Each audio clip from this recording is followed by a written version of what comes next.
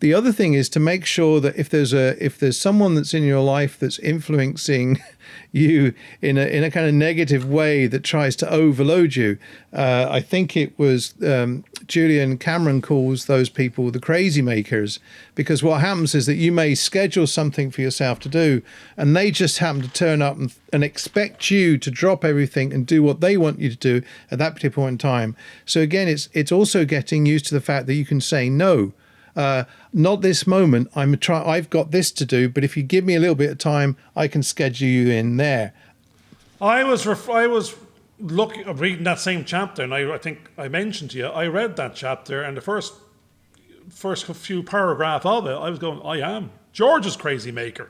I am. You might be charismatic, you might be loud, you might have great ideas, it could be distracting. It sounds great. It's all bells and whistles and plans for world domination.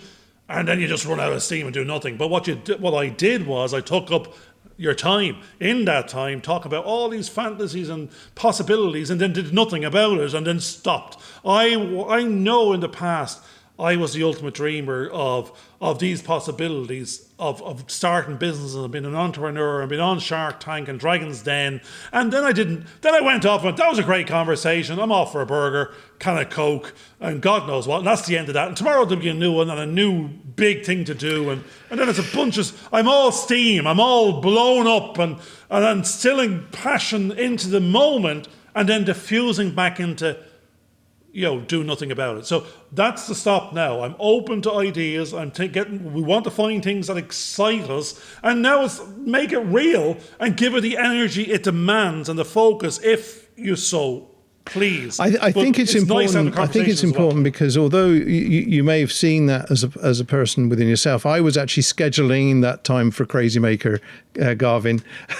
So it wasn't actually a disruption to me in the way that he perceived it to be. Because at the end of the day, I was allocating a certain period of time to do the talk with Garvin because it was actually good for me and it was good for him to have those chats. I then was motivated and went off, and I've been editing these shows. I've been testing out ideas and possibilities, and there's a lot of, now, Garvin calls this work, but I enjoy what I'm doing. But I know we had goals to set. I've set those goals and I've allocated the time to do those so we know that we will achieve what we're hoping to have in place, which is a load of videos that we can keep on streaming on a regular basis.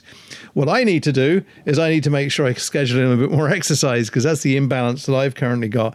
But all the other things are starting to work out.